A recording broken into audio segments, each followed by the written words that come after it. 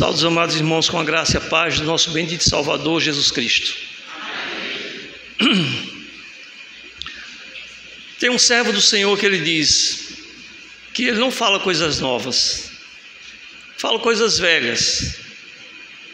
E hoje eu vou falar. Ele também diz que as coisas velhas também se fazem novas. E eu vou falar exatamente de coisas velhas, mas que se renovam a cada dia na nossa vida. Quero trazer para os irmãos aqui o entendimento de que todos nós somos devedores a Deus, pecadores, e quanto mais a gente tem consciência do que a gente deve a esse Deus, a esse Salvador, quanto mais consciência a gente tem, mais a gente tem felicidade na vida, tranquilidade.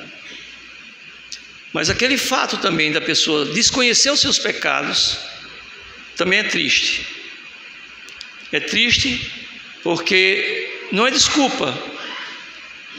Nós estamos estudando aqui o catecismo e a gente viu que uma pessoa que ignora a palavra de Deus e os mandamentos de Deus, ela ignora os seus pecados, ignora a palavra, isso é pecado. E a palavra de Deus manda que a gente obedeça os seus mandamentos, que a gente esteja sempre voltados para a palavra de Deus, buscando, como a gente estudou hoje pela manhã aqui, glorificar e exaltar esse Deus. E hoje vou trazer uma meditação sobre o título da meditação é Amor, Lágrimas e Perdão. O Senhor Jesus vai falar sobre perdão e amor, para conduzir aquelas pessoas a quem Ele está levando aquela palavra naquele contexto, ao arrependimento, ao perdão e ao amor. E isso também serve para nós, irmãos. Então vamos abrir a palavra de Deus no Evangelho de São Lucas, no capítulo 7, verso 36 a 50.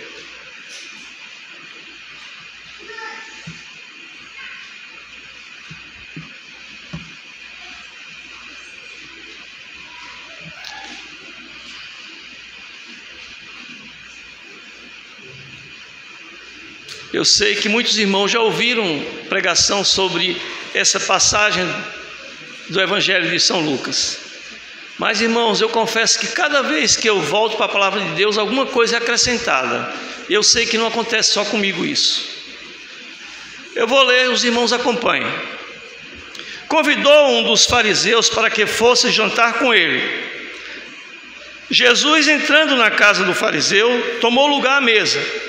E eis que uma mulher da cidade, pecadora, sabendo que ele estava à mesa na casa do fariseu, levou um vaso de alabastro com unguento, e estando por trás aos pés, chorando, regava-os com suas lágrimas, e os enxugava com os próprios cabelos, e beijava-lhe os pés, e os ungia com unguento.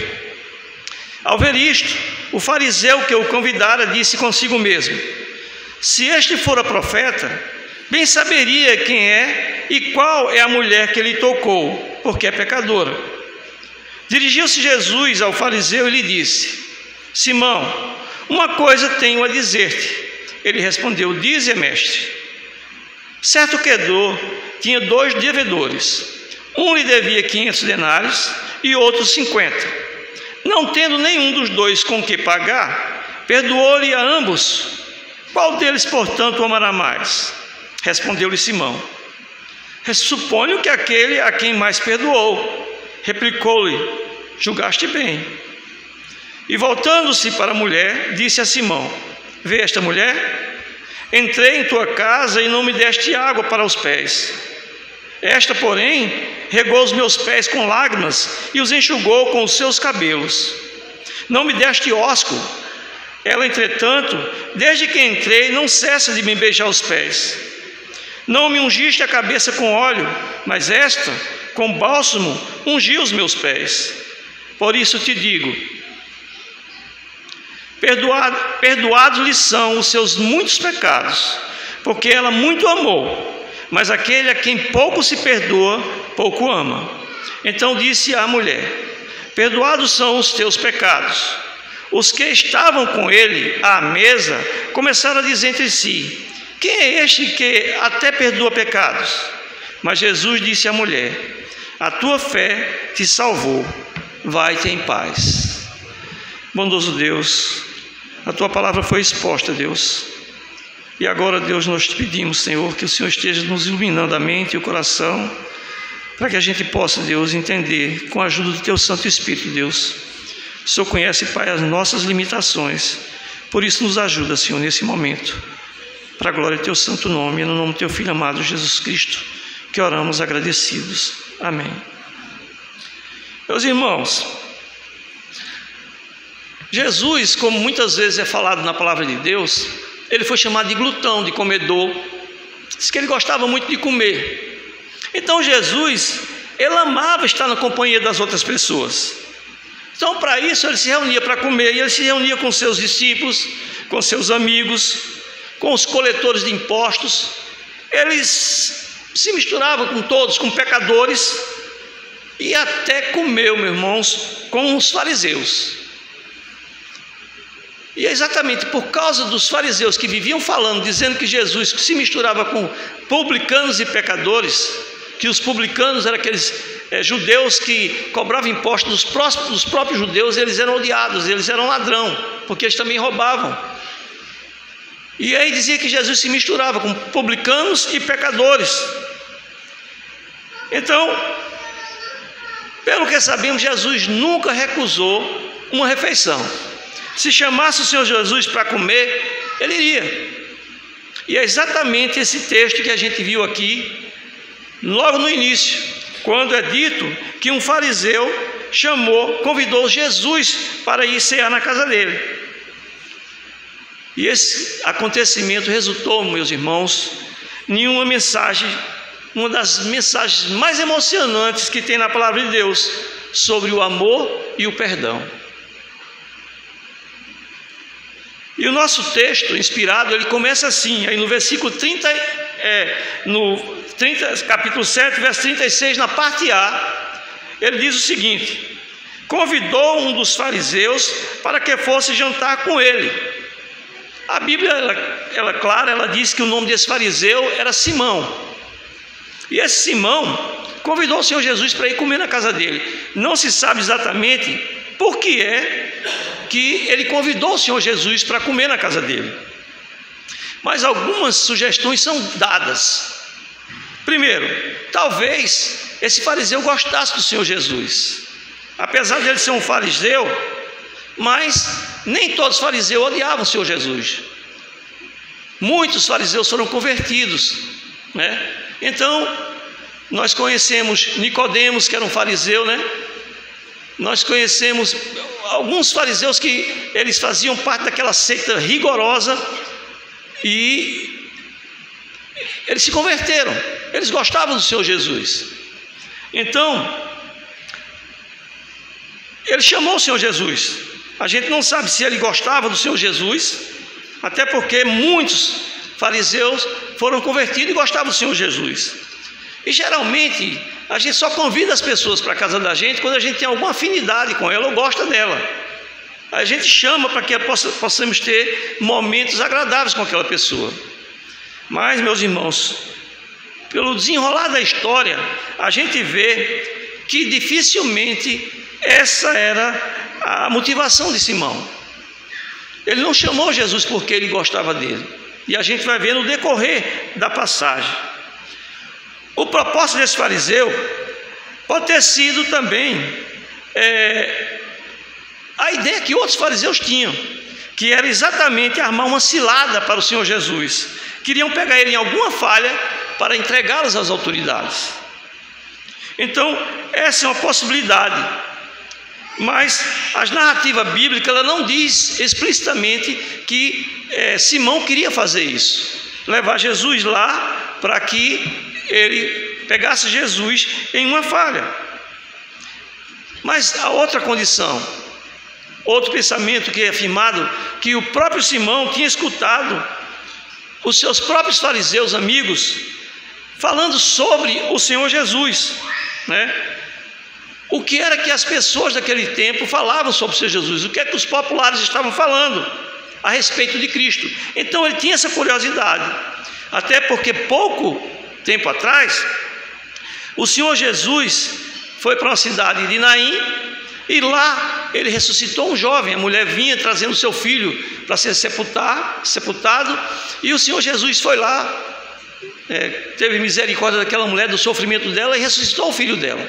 E quando Jesus ressuscitou o filho dela, eles clamavam dizendo: grande profeta se levantou entre nós, e Deus visitou o seu povo. Esta notícia a respeito dele divulgou-se por toda a Judéia e por toda a circunvizinhança. Então esse homem, ele podia simplesmente ser um curioso, ele poderia estar querendo conhecer Jesus. Talvez o que passava na cabeça dele talvez fosse: quem é este homem? Quem é este homem? Mas Jesus, qualquer que fosse o propósito que passasse na cabeça desse fariseu, podemos ter certeza que Jesus estava ciente do que se passava na cabeça dele.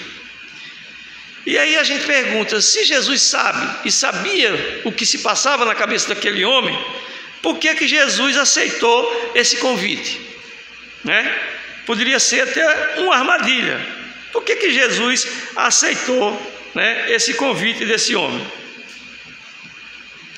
Bom, isso daí vai nos levar a várias possibilidades. Por que é que Jesus aceitou o convite desse homem? Primeiro, Jesus sabia que Simão tinha dúvidas sobre a pessoa do próprio Jesus. Então Jesus ia lá para esclarecê-lo as suas dúvidas. Outra probabilidade é que Jesus sabia que iria ter várias pessoas presentes, e Jesus aproveitava sempre essas oportunidades para ensinar.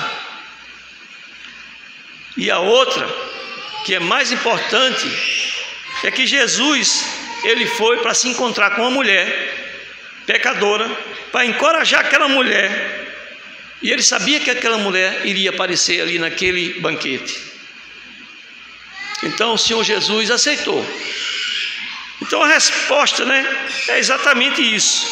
Jesus gostava de comer, foi chamado para um jantar, e ele conversava com todos, se juntava com todos, até mesmo com seus oponentes. Esses homens eram, pode-se dizer, inimigos de Jesus, mas Jesus já tinha provado para os seus discípulos e que deveriam amar os seus inimigos. Agora Jesus ia dar uma prova prática, mostrando para eles que ele estava ali no seio daqueles inimigos dele. Então Jesus, ele vai nesse convite e aceita esse convite exatamente para o quê? Administrar a palavra para aqueles que estariam ali naquele momento. Então o importante é a gente entender que Jesus aceitou esse convite e foi lá comer na casa desse fariseu. Mas o que a gente vê na sequência, meus irmãos, é que esse fariseu, ele não era de forma nenhuma um bom hospedeiro.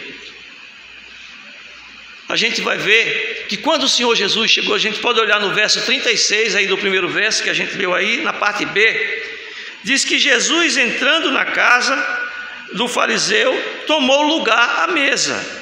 Então ele convidou, Jesus foi, e na parte B desse versículo diz que Jesus tomou lugar à mesa. Mas a partir desse ponto aqui, irmãos, a gente ficou sabendo que muitas coisas aconteceram até a hora que Jesus entrou e até o momento que ele foi sentar-se à mesa. Naqueles tempos, naquela cultura, existiam costumes sociais e eram praxe, e isso ditava as cortesias que eram dadas, oferecidas aos convidados, e Jesus era um convidado de honra ali. Então, quando os convidados entravam na casa, eles tinham certas cortesias que eram a prática que se fizesse naquele tempo. Então, deixa eu botar aqui.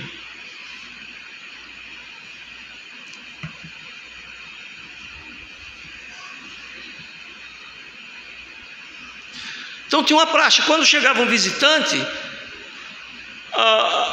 o anfitrião receberia de uma certa forma. Primeira coisa que o anfitrião fazia era dar as boas-vindas àquela pessoa com um beijo de boas-vindas. Ele dava um beijo na face, um ósculo santo, E era comum naquela cultura dar beijos quando se encontravam. né? Até a gente vai ver isso no Velho Testamento e vê também no Novo Testamento. Paulo até manda que os irmãos se beijam com ósculos santos, né? Se cumprimentem com ósculos santos. Então era comum, quando a pessoa chegava, ela era recebida com beijos. Depois que a pessoa era beijada, alguém providenciava uma bacia com água e uma toalha, para que aquela pessoa pudesse lavar os seus pés, né? Isso era uma tarefa de um serviçal que faria isso, e isso era comum e era necessário, porque naquele período as pessoas andavam de sandálias e tinha muita poeira. Então, quando elas entravam em casa, eles recebiam aquela bacia com água para lavar os pés, para entrar limpo na casa. E depois, outra cortesia era oferecida, meus irmãos. Era dado a ele um óleo para unção. Ele colocaria óleo no rosto ou na cabeça. Isso era uma coisa que todos aqueles que eram convidados, eles recebiam. Quando Jesus chegou na casa de Simão, nenhuma dessa gentileza aqui foi oferecida para ele, meus irmãos. Nenhuma. O Senhor Jesus chegou, e a gente vai ver na frente o que é que Jesus vai falar. Mas isso não atrapalhou o propósito da ida de Jesus ali, de forma nenhuma. Talvez outra pessoa ficasse irritada porque ela não recebeu essa recepção calorosa, mas com Jesus não funciona assim. A Bíblia não deixa claro, meus irmãos, se os outros convidados que vieram, se eles receberam isso, mas provavelmente sim. As outras que vieram, receberam. Que coisa triste a gente estar num ambiente, não sei se alguém já passou por isso, mas você chegar num ambiente e você vê as pessoas, a pessoa recebe o outro com alegria, né? E você chega, fala com as pessoas, a pessoa não liga para você, você fica escanteado. Foi mais ou menos isso que aconteceu com Jesus. A Bíblia não diz se os outros visitantes chegaram e receberam ósculo, se eles lavaram os pés, se receberam óleo para ungir a cabeça, mas Jesus de forma nenhuma recebeu, né? Então, o Senhor Jesus entrou, tomou lugar na mesa, como diz aí a palavra de Deus. E aí, é interessante a gente ver como era a tradição naquele período. Quando se iam fazer refeição, eles tinham pequenos divãs no chão, e os homens se apoiavam no braço esquerdo, ficavam, né, o braço apoiando o corpo, as pernas para trás, os pés para trás, a boca perto da comida, a cabeça perto da comida, e eles ficavam nessa posição, porque eles se apoiavam em um braço e o outro ficava livre para ele poder se alimentar, né? Então, os pés ficavam descobertos, até porque as sandálias ficavam lá fora. E aí Jesus está nessa condição, sentado à mesa, na refeição com aqueles homens, e aí acontece uma coisa inusitada, que a gente pode ver aí, os irmãos acompanhem comigo, no verso 37 e 38, né? Eis que uma mulher da cidade, pecadora, sabendo que ele estava à mesa na casa do fariseu, levou um vaso de alabastro com unguento, e estando por detrás aos pés, chorando, regava-os com suas lágrimas e os enxugava com os próprios cabelos, e beijava-lhe os pés e os ungia com unguento. Que cena, né, meus irmãos?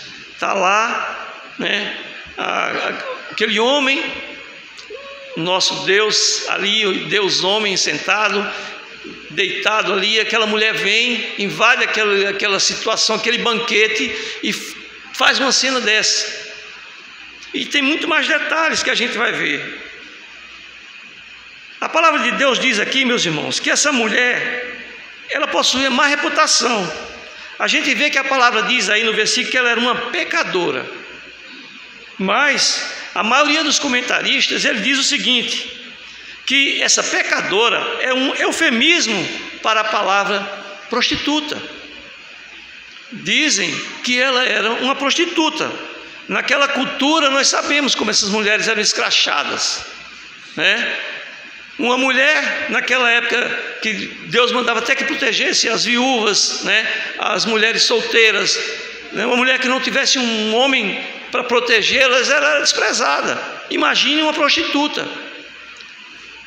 Então, é claro, meus irmãos, com base na história, que essa pecadora, ela sabia quem era Jesus e também que a sua vida tinha sido transformada por ele. Alguns comentaristas perguntam: essa mulher, ela era salva? E eles comentam sim, que ela era salva, uma pecadora que foi salva. E esse era o objetivo dela estar ali, indo na presença do Senhor. Então, essa mulher, que era uma prostituta, né? Ela entrou ali naquele banquete e foi lá, porque ela já era uma mulher transformada, a sua vida já tinha se transformado. Mas o interessante, meus irmãos, é que pode ser que talvez essa mulher nunca teve a oportunidade de ficar frente a frente com o Senhor Jesus, mas ela teve a oportunidade de ouvi-lo falar. Possivelmente ela ouviu várias pregações do Senhor Jesus. Nós sabemos aonde o Senhor Jesus ia, era muita gente que acompanhava. Tinha curiosos, tinha pessoas que iam porque realmente queriam ver o Senhor Jesus, ver os prodígios que ele fazia. Outros queriam apenas tentar pegar Jesus em uma falha, mas muitos iam porque sentiam o desejo, o seu coração ardia quando ouviu a palavra de nosso Deus. E essa mulher, possivelmente ela ouviu a pregação do Senhor Jesus. Talvez ela tenha escutado quando Jesus declarou: os cegos veem, os coxos andam, os leprosos são purificados, os surdos ouvem, os mortos são ressuscitados e aos pobres está sendo pregado o Evangelho. Isso foi quando João estava preso, João Batista, e manda perguntar a Jesus se ele era realmente o Messias ou ele deveria esperar outro. E Jesus diz: olha, tudo isso que foi profetizado está acontecendo, eu sou realmente o Messias. E ela ouviu, talvez Jesus falando isso. Talvez ela tenha escutado o amável convite do Senhor Jesus, quando ele falou: vinde a mim todos que estáis cansados e sobrecarregados, e eu vos aliviarei. Tomai sobre vós o meu jugo e aprendei de mim, porque eu sou manso e humilde de coração, e acharei descanso para a vossa alma, porque o meu jugo é suave e o meu fardo é leve. Essa mulher era uma desesperada, vivia em um mundo perdida. Talvez ela tenha escutado as palavras preciosas do nosso Salvador Jesus. Então, a gente vê que o forte desejo daquela mulher de ver o Senhor Jesus e a coragem dela para penetrar naquela reunião, que era uma reunião exclusivamente de homens, isso mostra, né? Prova a poderosa emoção que enchia o coração daquela mulher, o desejo de ver Jesus, o seu Salvador. E a gente pode entender, porque até antes dela conhecer o Senhor Jesus, como era a vida dessa mulher? Ela era desamparada. Antes de ver Cristo, o medo acompanhava aquela mulher todos os dias. Ela via a aversão das pessoas. As pessoas olhavam para a prostituta e desprezavam. Todo dia ela sentia aquilo na pele. A antipatia, o ódio, a repugnância que as pessoas olhavam para ela. Antes de conhecer a Cristo. Mas quando ela ouviu a preciosa palavra de Deus, quando ela ouviu o Senhor Jesus falando, a luz da verdade dissipou a escuridão da sua mente, e a vida dela foi transformada. Jamais ela seria aquela mesma pessoa outra vez, jamais. E então, irmãos, por isso que os comentaristas dizem que essa mulher, ela já era salva quando ela foi ali falar com o Senhor Jesus. Sabe por quê? Tudo o que ela passava, o que ela sentia, o desprezo, e agora a vida dela foi transformada, ela foi colocada no corpo de Cristo, ela agora está numa comunidade de pessoas que amam ela. E então, como ela foi agraciada, ela agora faltava alguma coisa para ela, e o que faltava para ela era exatamente a oportunidade para expressar o amor ao seu Salvador. E ela viu essa oportunidade. Quando ela soube que Jesus estava ali naquela região, ela correu, né? E ela sabia que ele estava na casa de Simão. Então ela pegou uma garrafinha de perfume, agarrou um frasco de perfume, né? Que talvez esse perfume fosse ferramenta do seu trabalho. As prostitutas, elas tinham que se perfumar, se vestir melhor, para poder atrair os homens.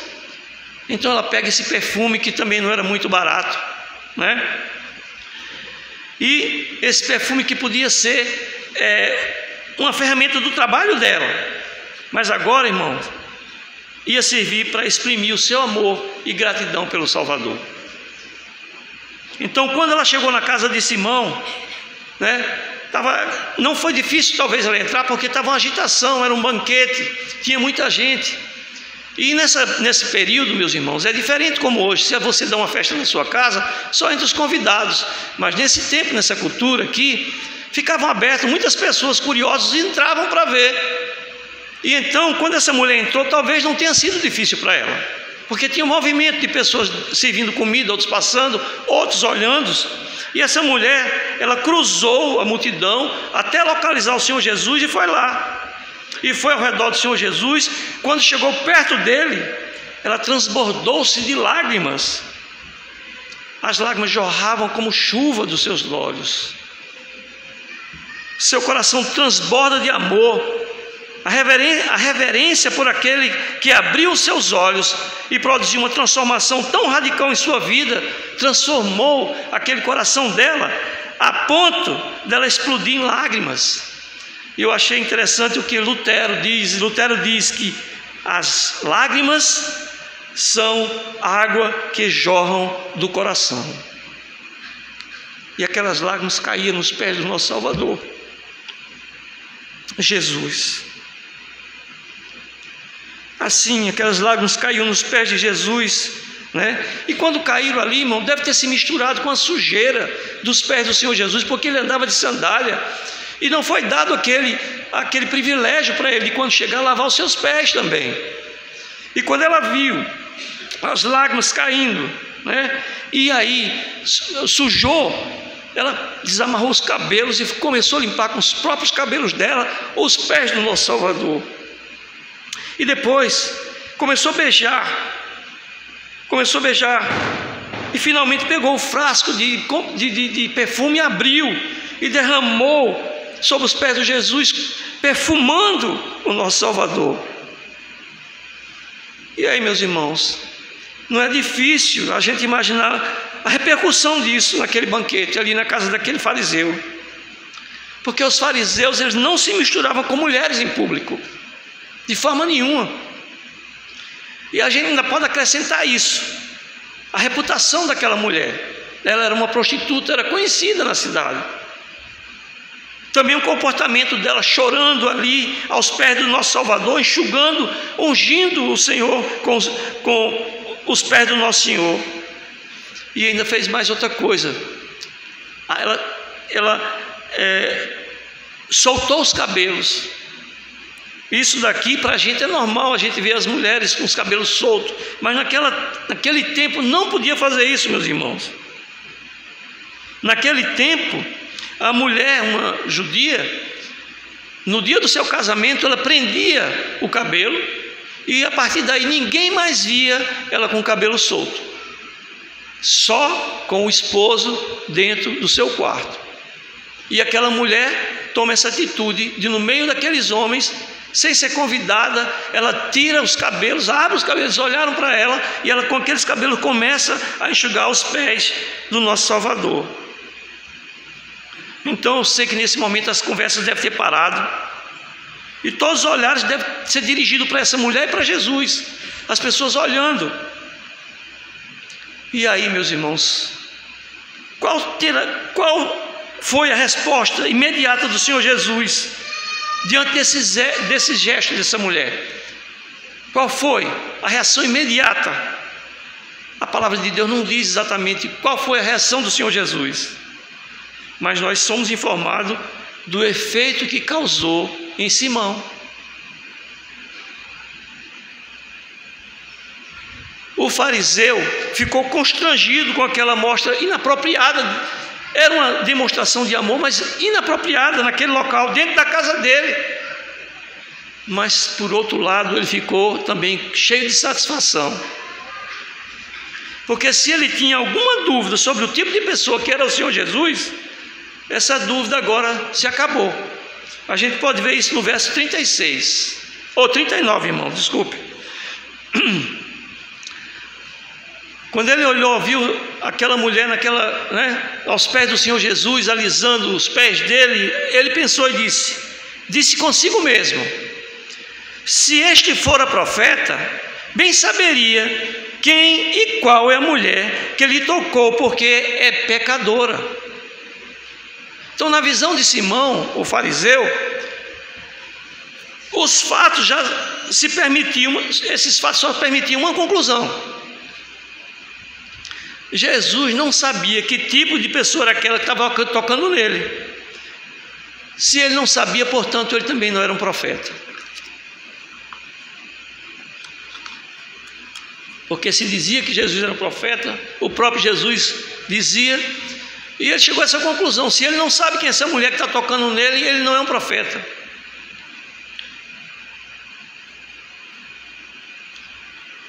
Um dos dons, meus irmãos, que um profeta tinha que ter, era exatamente o dom o espírito de discernimento. A palavra de Deus mostra vários homens de Deus que eles tinham esse espírito de discernimento. Então ele sabia, se Jesus, aquela mulher está tocando nele, e ele é um profeta, ele deveria saber que era um pecador.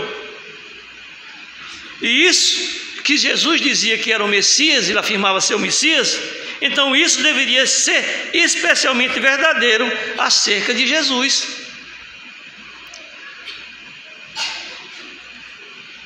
Isaías, no capítulo 11, eu vou ler aqui, ele fala exatamente como seria o Salvador quando viesse. Isaías fala: do tronco de Jessé sairá um rebento, e das suas raízes um renovo. Repousará sobre ele o Espírito do Senhor, o Espírito de sabedoria, de entendimento, o Espírito de conselho e de fortaleza, o Espírito de conhecimento e de temor do Senhor. Característica do Messias. Então essa mulher pecadora, aí nos pés dele, ele não sabe quem é. Esse homem não é um profeta, não é um enviado de Deus. Então, meus irmãos, o que Simão não imaginava é que Jesus sabia quem era aquela mulher, sabia o que ela fazia, mas também ele sabia quem era Simão e estava prestes a expor diante de todos quem era esse Simão. E aí o Senhor Jesus, ciente dos pensamentos daquele homem, ele se volta para ele e diz aí no verso, na parte A do 40: dirigiu-se Jesus ao fariseu e lhe disse: Simão, uma coisa tenho a dizer-te. E a gente aqui pode ver, talvez, aquele homem se virou para o Senhor Jesus e talvez até com ironia diz aí: dize a mestre. Você vê que quando ele fala mestre aqui, os comentaristas eles dizem que esse mestre é apenas um título que ele deu para o Senhor Jesus. Ele não acreditava que ele era o mestre, que ele era o bendito Salvador, que era o Messias. Ele diz mestre, mas uma forma de zombar, de sarcasmo. Se você era um mestre, você é um mestre, você sabia que então ele dizia: dize a mestre, zombando do Senhor Jesus. Então ele diz a mestre. Então Jesus contou uma história simplesinha. Está aí no versículo 41 e 42. Certo credor tinha 2 devedores. Um lhe devia 500 denários e outro 50. Não tendo nenhum dos dois com que pagar, perdoou-lhe a ambos. A resposta a história é simples. Tinha um credor, a gente pode dizer um agiota, vamos dizer assim, que devia 2 homens, um devia 50, outro devia 500.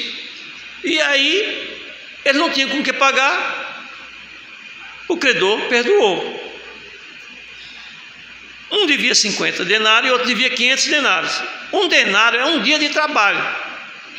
Então, um daqueles devia mais ou menos 2 meses, de salário para uma pessoa, mas o outro tinha que trabalhar mais ou menos quase 2 anos para pagar esse dinheiro.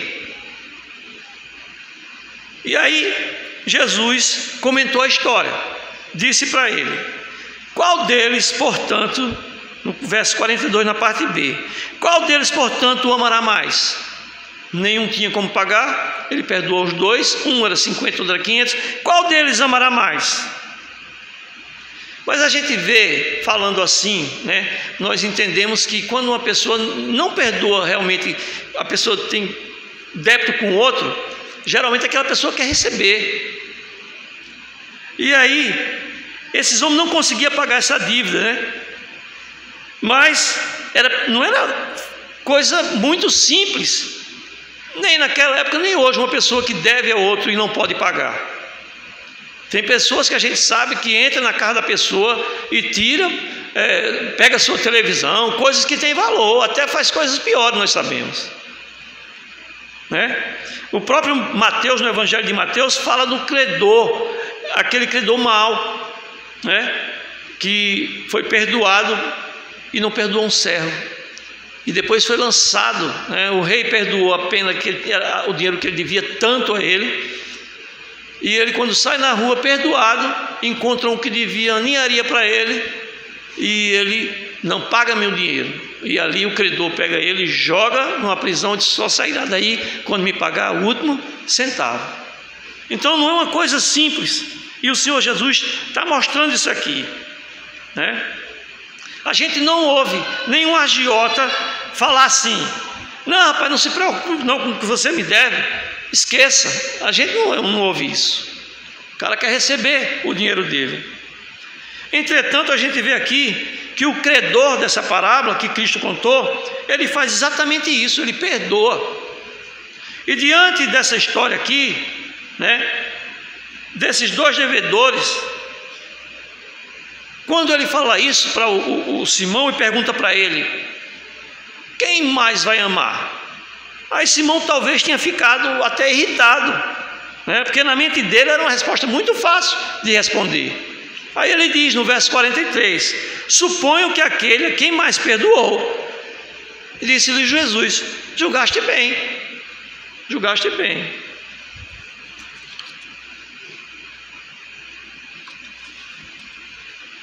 Mas irmãos, Simão não havia apenas proferido uma resposta, não.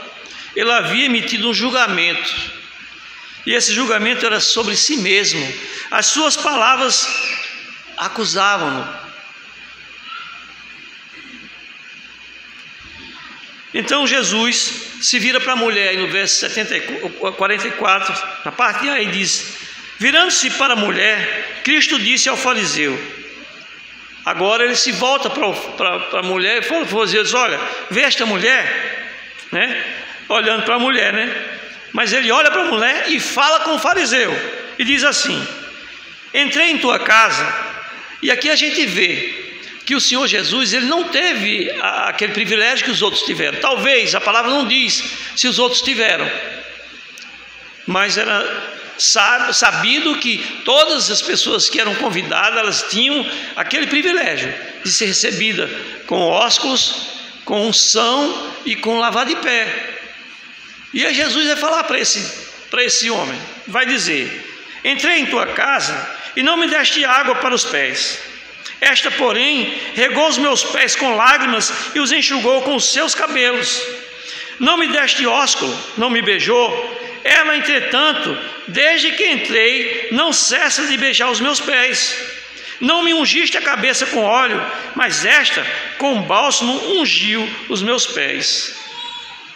Jesus está mostrando o contraste entre um e outro, o que um fez e o que o outro não fez. E ela não levou apenas um azeite para botar no cabelo, ela levou perfume para o Senhor Jesus.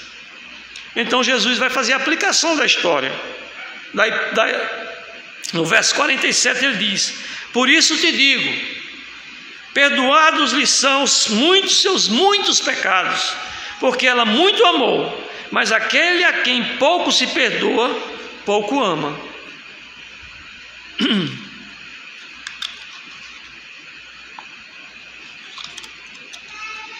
Meus irmãos, a mulher estava profundamente ciente, irmãos, do seu pecado.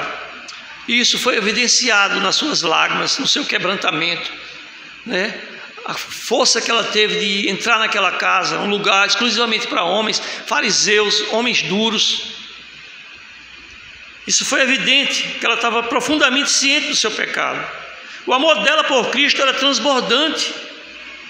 E em contraste com isso, sem qualquer conscientização dos seus pecados, Simão não sentia culpa nenhuma, nem obrigação de expressar nenhum amor.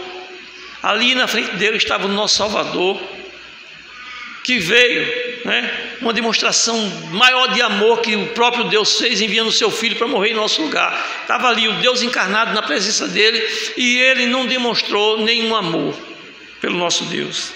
Ele não tinha nem consciência do que estava fazendo. Simão não sentia culpa, nem obrigação de expressar nenhum amor. Tem um comentarista, um escritor, William Barclay, ele diz assim, o maior dos pecados deve ser não ter consciência de nenhum pecado. Vou repetir, o maior dos pecados deve ser não ter consciência de nenhum pecado. Quando nós temos consciência de pecado, irmãos, a gente confessa, pede perdão a Deus, e aí Deus perdoa, a gente zera, começa de novo. Sabemos que vamos sempre pecar, porque somos pecadores, mas temos um Deus que nos perdoa, mas temos que ter consciência do pecado. Como esse anfitrião reagiu a essa acusação do Senhor Jesus? Talvez o fariseu tenha ficado sem palavras, A palavra de Deus não mostra nenhuma resposta. Mas em seguida, Jesus falou diretamente agora para a mulher. No verso 78, ele diz: perdoados são os teus pecados. Então a gente vê que o amor, meus irmãos, é uma parte importante para que a gente possa obter o perdão. É muito importante. Mas valorizar o fato de ser perdoado gera amor. Então o fato de você saber que foi perdoado, isso aí vai gerar amor. E era isso, o próprio Jesus disse: mas aquele a quem pouco se perdoa, pouco ama, A quem está ciente de que ele é muito perdoado, muito ama. Mas aquele a quem pouco se perdoa, pouco ama. Então, quando Jesus disse à mulher que os pecados dela estavam perdoados, aqueles homens que estavam ali naquele banquete, todos ficaram escandalizados, irmãos, e começaram a murmurar. Aí no verso 79, na parte B, ele diz: quem é este que até perdoa pecados? Na mente desses homens aí, perdoar pecados era uma prerrogativa exclusiva de Deus, e eles não estavam errados nisso não, Mas Jesus aqui estava afirmando que ele é Deus, por isso que ele poderia perdoar pecado. Então, ignorando os demais presentes, Jesus disse à mulher, no verso 50 da parte A: a tua fé te salvou, vai-te em paz. Jesus disse à mulher para ela ir em paz. Na verdade, ele diz assim: vá para a paz, vá para a paz. Paz de coração e mente era o que estava faltando na vida daquela mulher. Mas agora foi concedido a ela um novo recomeço. Ela vivia na escuridão, andando nesse mundo alheio às promessas de Deus, fazendo o que dava no seu pensamento, seguindo um caminho totalmente contrário aos princípios de Deus. E agora Deus diz: teus pecados estão perdoados, você está salva, vai em paz. Deus estava dando para ela agora um novo recomeço. É o que Paulo nos diz em 2 Coríntios 5,17: e assim, se alguém está em Cristo, é nova criatura, as coisas antigas já passaram, eis que se fizeram novas. Ela agora é uma nova criatura, irmãos. Aquela mulher jamais voltaria àquela vida passada, William Hendricks, que é um comentarista da cultura cristã, um livrinho vermelhinho, muitos daqui conhecem, ele diz isso aqui, comentando essa passagem. Ele diz: essa paz que Jesus dá à mulher é o sorriso de Deus refletido no coração do pecador redimido. É um refúgio na tempestade, um esconderijo na rocha eterna, um abrigo sob as asas do Onipotente. É lindo, Eu vou repetir o que ele diz, essa paz que Jesus dá à mulher é o sorriso de Deus refletido no coração do pecador redimido. um refúgio na tempestade, um esconderijo na rocha eterna, um abrigo sob as asas do Onipotente. Era embaixo dessas asas que ela estava abrigada agora, irmão. Deus deu para ela uma nova oportunidade. E é bom a gente lembrar, meus irmãos, aqui, que Jesus, ele deixou bem claro que ela era um pecadora. Ele não encobriu os pecados dessa mulher, mas ele descreveu. Lá no verso 47 ele diz assim: perdoados lhe são os seus muitos pecados. Ela era muito pecadora, perdoado muitos os seus pecados. Jesus não oculta isso de forma nenhuma. Em vez de pôr de lado esses pecados como se fossem coisas banais ou triviais, Jesus lhe oferece outro motivo. Agora, com nova vida, não peque mais. A oportunidade dela viver uma vida sem pecar. E isso nos traz à memória outra situação que Jesus, quando é confrontado com outra mulher, outra pecadora, quando os homens queriam apedrejá-la, e Jesus disse: quem não tiver pecado, atire a primeira pedra. E aí ninguém atirou. E aí Jesus disse: mulher, cadê aqueles que te condenaram? Foram embora. Nem eu também te condeno. Vá e não peques mais. E aqui, meus irmãos, também, meus irmãos, aqui nessa ocasião está a mesma situação, está implícito aqui. Jesus diz para aquela mulher: vá em paz. Ele está dizendo: vai e não peques mais. Então, é isso. Jesus está mostrando aqui uma história onde é demonstrado o amor e o perdão, que é uma característica nossa, irmão, de crente. Nós temos que ser perdoadores. Nós somos alvos do perdão de Deus, nós também temos que perdoar. Não faz muitos dias aí eu ouvi de uma pessoa que disse: eu não consigo perdoar. Meus irmãos, se a gente não conseguir perdoar, a gente também não pode estar aqui na casa de Deus ceando. A gente não pode de forma nenhuma. A gente está aqui, meus irmãos, olha, Deus perdoou você, você pode, tem, deve perdoar.